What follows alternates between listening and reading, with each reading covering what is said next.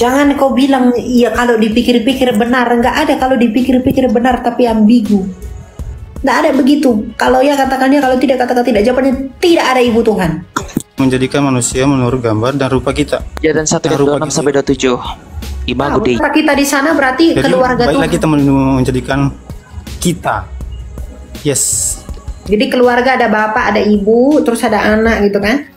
Nggak main nalarnya itu Pak. Jadi jangan percaya kayak gitu Ante-ante orang itulah dari Korea sana. Kita lihat ada gerakan Kristen Tuhan Yesus Tuhan yang Maha Esa itu dari Cina yang Tuhan mengatakan Maha Kuasa. Oh ya, Yesus yang turun menjadi perempuan. Iya. Aku pernah diceramahi sama utusan dari Korea yang apa namanya ya, gereja Tuhan gitu ya. Gereja Maha Tuhan Kuasa. tapi percaya dengan namanya Ibu Tuhan. Oh iya. No. Mother of Tuhan God Ibu. ya. Iya, saya tahu itu. Yes.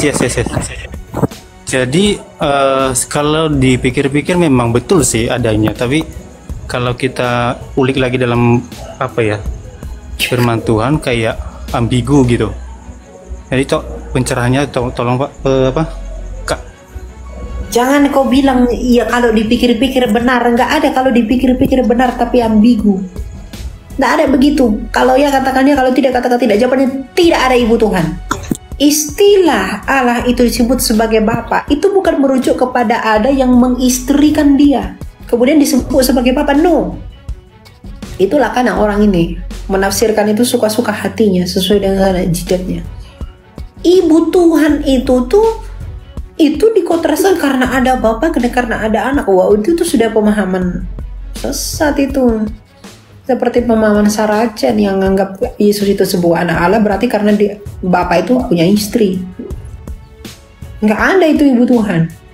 Dia disebut Bapak karena dia sama sumber pembapaan budaya Yahudi. Bapak itu artinya dia sumber yang melingkupi segala sesuatu. Yesus disebut anak karena dia didiami Bapa, terkandung di dalam Bapa. Sama seperti ibu yang mengandung anaknya. Maka firman itu terkandung di dalam Bapa. Terkandung, bukan dikandung. Terkandung itu di dalam Bapa sejak kekal. Maka dia disebut anak. Dia juga disebut anak. Itu karena dia melakukan semua yang diperintahkan oleh Bapa. Nggak ada ibu-ibuan. Gitu ya. Jadi jangan mau percaya. Jadi jangan bilang ada benarnya juga dipikir-pikir. Nggak ada itu. Dan jangan bilang ada benarnya, nggak ada benarnya itu sama sekali, ibu Tuhan. Landasannya diambil dari nas Alkitab sih kata orang itu ya. Jadi ayatnya gini, baiklah kita menjadikan manusia menurut gambar dan rupa kita. Kejadian 1 ayat 26 sampai 27. Imago Dei. Ya kayaknya itu. Jadi kata kita di sana berarti Jadi keluarga baiklah Tuhan. kita menjadikan kita. Yes. Jadi keluarga ada bapak, ada ibu, terus ada anak gitu kan. Nah itulah. Allah itu udah disebut Esa. Apakah Esa itu berarti ada bapak, ada anak, ada ibu? Itu Allah yang Esa. Allah yang Esa loh, yang menciptakan segala sesuatu. Dan dia yang mengatakan kita itu. Lalu apakah istri saya dan anak saya mengatakan Esa? Nggak main nalarnya itu Pak. Jadi jangan percaya kayak gitu Langsung bilang aja nggak ada itu. Bilang ibu Tuhan. Tambahan ya Mas Elia.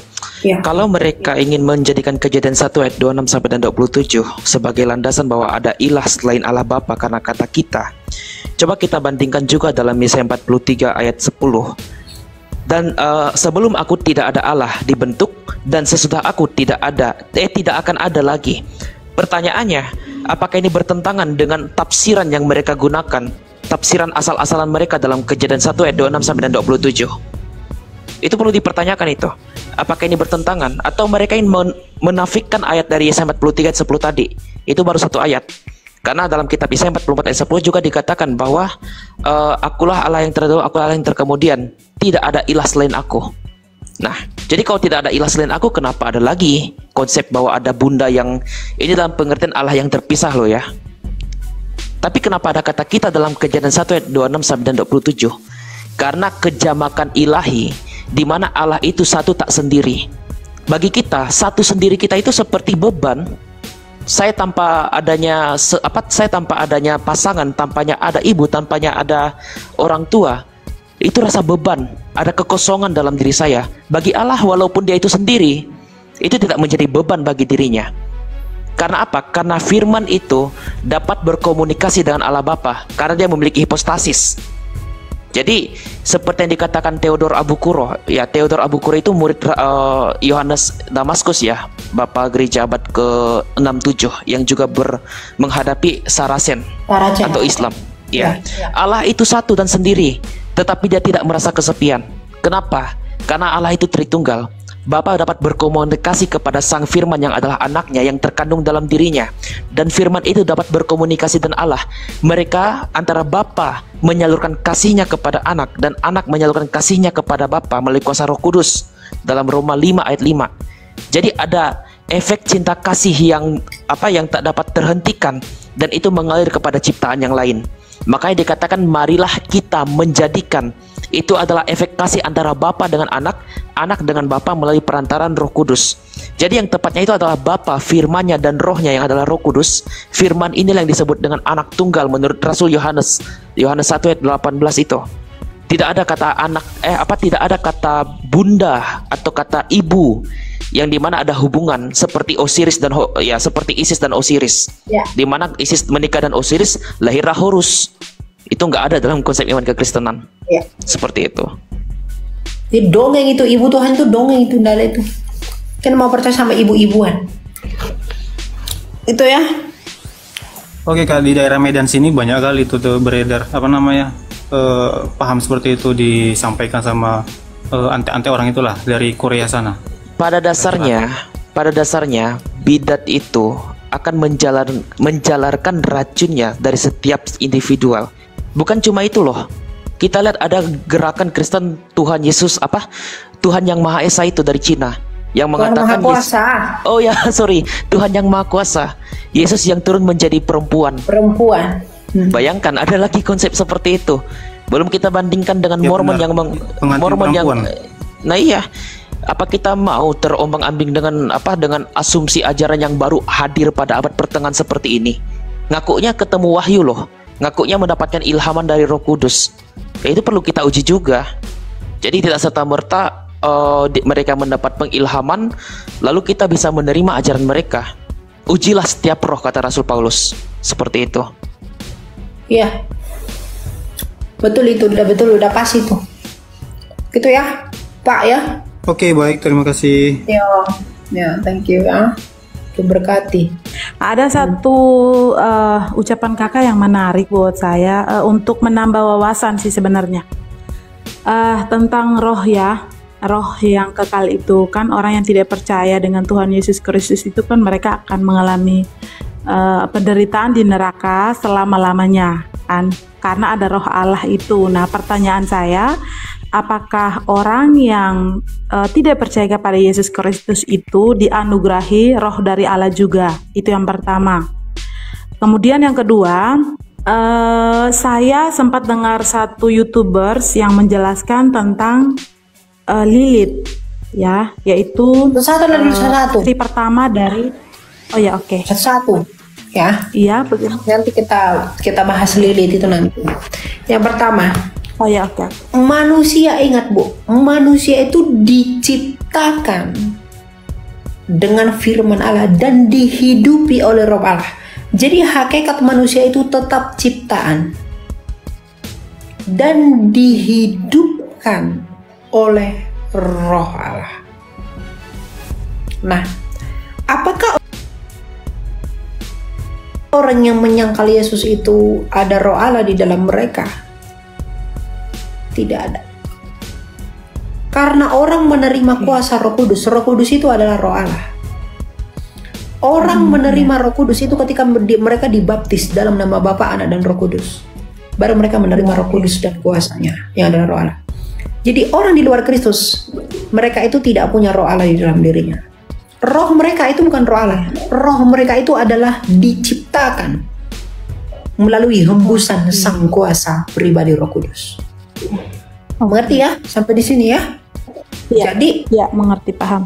Jadi roh Allah di dalam diri kita, Roh Kudus di dalam diri kita itu karena kita percaya. Itulah yang menginsyafkan kita setiap hari, memperbarui kita dan mengingatkan kita akan Kristus dan dosa-dosa kita. Makanya Roh Kudus itu kan dikatakan sebagai meterai. Bagaimana mungkin dia sebagai meterai kalau dia tidak menyertai kita? Dan Roh Kudus itu memeteraikan kita ketika kita mengaku percaya, yang dieksekusi dalam sakramen baptisan, misteri ilahi dalam baptisan. Ya, jadi roh Allah dalam pengertian Roh Kudus itu tidak ada di luar orang percaya. Tapi mereka bisa saja menginjili orang yang tidak percaya, tapi tidak singgah di dalam mereka.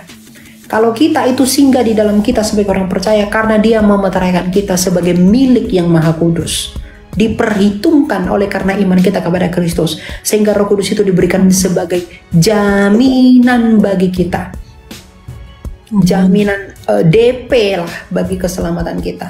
Apa ya bahasa Yunaninya itu ya, Timothy? Nanti saya coba cari lagi. Iya, saya lupa. Dalam kitab Efesus. Diabon apa sih? Apa saya lupa lah. Sebagai apalah itu saya lupa itu. Gitulah pokoknya. Itu ada istilahnya. Jadi kita dimeteraikan oleh Roh Kudus, maka kita yang percaya itu diberi kuasa Roh Allah. Gitu ya. Jadi orang di luar orang percaya itu tidak ada. Karena nggak mungkin Roh Allah yang kudus berdiam di dalam mereka yang tidak dibenarkan, yang tidak mau menerima kebenaran. Begitu. Benar.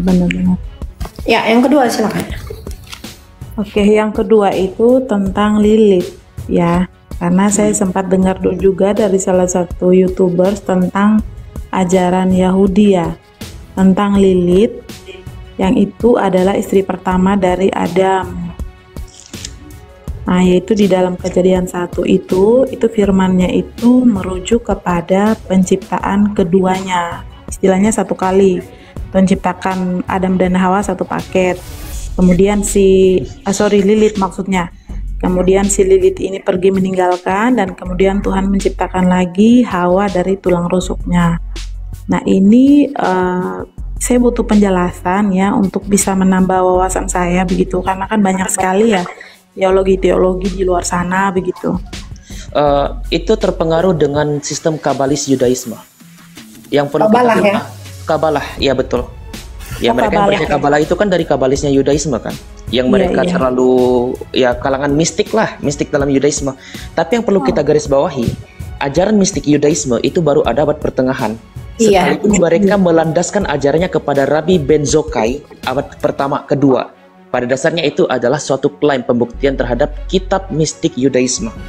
Nah, memang dasarnya mereka mengkaitkan tentang adanya Lilith itu berdasarkan Kejadian 1 ayat 27. Makalah menciptakan manusia menurut gambarnya, laki-laki dan perempuan. Tapi mereka mengatakan dalam yang mendukung kitab Zohar ini, Allah menciptakan lagi tuh manusia menggunakan menggunakan tulang rusuknya. Seolah-olah penciptaan wanita itu ada 2 kali. Tapi sebenarnya kalau kita lihat perbandingan dalam kitab Mazmur itu selalu mengulangi terus apa yang telah Allah ciptakan, bahwa selama-lamanya begitu besar kasih Allah. Allah menciptakan ini, bahwa begitu besarnya kasih Allah selama-lamanya. Jadi kalimat pengulangan ini dilakukan sebagai penegasan yang serius ketika Allah menciptakan sesuatu. Jadi ini tidak ada kaitannya penciptaan 2 kali antara Adam, Lilith, baru Hawa. Jadi agak lucu juga ya, kok bisa dikatakan Lilith adalah istri pertama Adam, lalu dia meninggalkan Adam gara-gara masalah persetubuhan. Iya, persetubuhan ya. Jadi katanya apa ya? Iya, jadi katanya karena nggak tidak puas lah gitulah, apalah itu. Ya gitulah, saya nggak perlu sebutkan lah ya, ya. Jadi dia mempersembahkan dirinya kepada iblis menjadi pasangannya, mengkhianati pernikahannya dengan Adam. Yaitu sebenarnya pandangan-pandangannya abad pertengahan yang perlu kita kritisi juga. Apakah orang Yahudi semuanya sependapat dengan ajaran-ajaran kabalis yang percaya dengan kitab Kabalah, Zohar umpamanya? Mereka tidak semua percaya. Contohnya Yahudi Sephardik. Saya pernah berdiskusi dengan Rabi siapa yang Indonesia ini? Yakuf Baruk. Sephardik tidak percaya dengan pandangan Kabalah. Mereka juga tidak percaya dengan iblis dan setan. Saya juga masih bingung itu kenapa mereka seperti itu. Tapi kalau di kalangan-kalangan kabalisme atau Haredi ya, kalau saya nggak salah, mereka percaya dengan kitab-kitab ini. Seperti itu. Iya, tidak ada itu lilit itu dongeng itu lah. Itu banyak dipengaruhi oleh midras dan apa talmud yang tidak relevan. Gitu ya Bu ya, Tintin. Tuhan berkati selalu. Terima kasih. Tuhan Yesus baik.